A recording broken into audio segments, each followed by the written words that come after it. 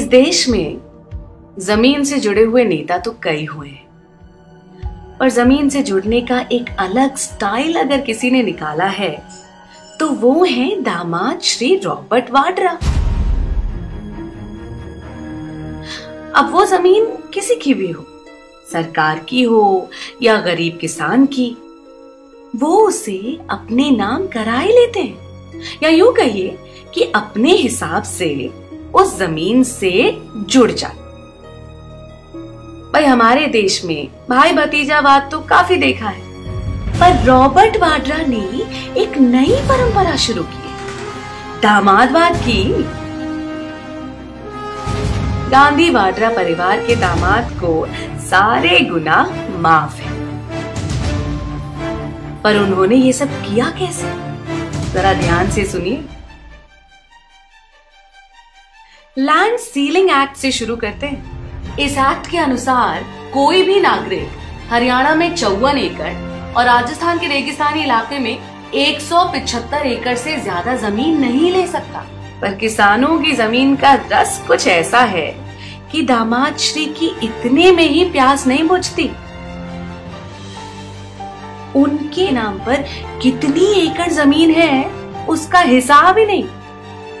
जमीन के लिए जमीर बेच देते हैं और उफ तक नहीं करते। कब तक चलेगा ये सब? कब तक सहेंगे हम? कब तक माफ करते रहेंगे? अब नहीं, इस बार नहीं। इस चुनाव में मैं नहीं माफ करूंगा। इस चुनाव में हम नहीं माफ करेंगे।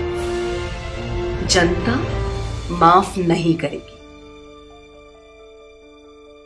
पर दामाद श्री ये अकेले कैसे कर लेते हैं? अरे अकेले नहीं करते ना। कांग्रेस की राज्य सरकारें और कुछ भ्रष्ट ऑफिसर्स इनके हर कदम पर साथ हैं। जो भी ऑफिसर इनके काले कारनामों पर पर्दा डालता है वो दिन दुनी रात चौगनी तरक्की करता है। और किसी को नौकरी मिले ना मिले, उन ऑफिसर्स की नौकरी पक्की बनी रहती है। हरियाणा सरकार ने तो दामाद श्री को आंख मूंद कर क्लीन चिट दे दी, और कांग्रेस राज में राजस्थान सरकार ने भी इनके व्यापार को बढ़ाने में कोई कसर नहीं छोड़ी। और जिस ऑफिसर ने ये काम किया उसे रातों रात कांग्रेस सरकार ने यूपीएससी में बड़ी पोस्ट दे डाली। दामाद श्री बन गए हैं लैंड माफिया। इन्हें हरियाणा और कांग्रेस की राजस्थान सरकार ने माफ किया। कब तक सहेंगे हम? कब तक माफ करते रहेंगे? अब नहीं, इस बार नहीं। इस चुनाव में मैं नहीं माफ करूंगी। इस चुनाव में हम नहीं माफ करेंगे। जनता माफ नहीं करेगी। अब जानिए ये जमीन कैसे हड़पते हैं।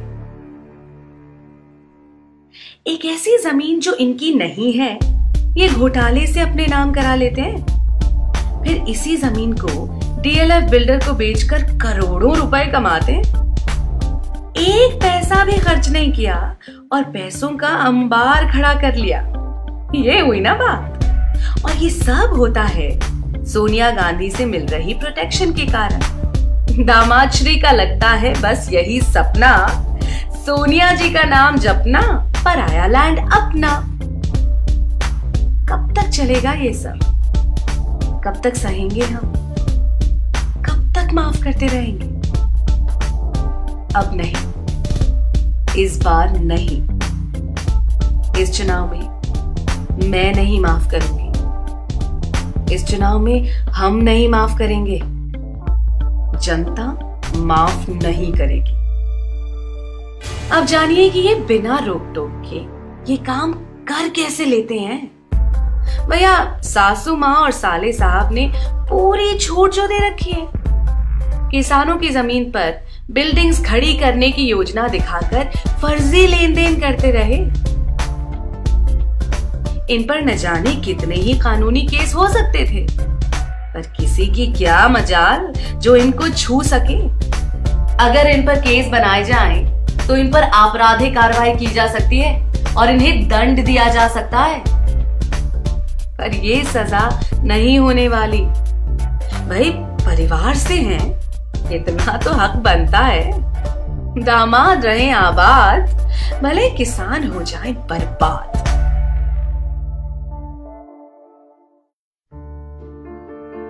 कब तक चलेगा ये सब? हाँ, कब तक सहेंगे हम? कब तक माफ करते रहेंगे? अब नहीं, इस बार नहीं। इस चुनाव में मैं नहीं माफ करूंगी। इस चुनाव में हम नहीं माफ करेंगे। जनता माफ नहीं करेगी। अच्छा, आपने सुना होगा कि हर महारथी का एक पसंदीदा हथियार होता है। दामाद श्री का पसंदीदा हथियार है बेनामी लेन देन। इस तरह के बेनामी लेन देन कर करके इन्होंने वाड्रा मॉडल ऑफ डेवलपमेंट खड़ा किया है। पर इस मॉडल का फायदा किसे हुआ है? किसानों को, गरीबों को, आपको, मुझको? अरे नहीं, दामाद श्री को। वाड्रा मॉडल ऑफ डेवलपमेंट का मतलब ही है सिर्फ वाड्रा का डेवलपमेंट होगा और किसी का नहीं। यहां किसान जिंदगी भर अपना कर्ज ना चुका पाए, पर दामाद श्री की संपत्ति 1 लाख से बढ़कर 300 करोड़ तक हो गई। किसान आत्महत्या कर रहे हैं, ना उनके पास बिजली है, ना पानी है, पर दामाद श्री संस्थानों का गलत इस्तेमाल करके शाही जिंदगी जीते रहे। कब तक चलेगा ये सब? कब तक सहेंगे हम? कब तक माफ करते रहेंगे? अब नहीं, इस बार नहीं। इस चुनाव में मैं नहीं माफ करूंगी। इस चुनाव में हम नहीं माफ करेंगे। जनता माफ नहीं करेगी।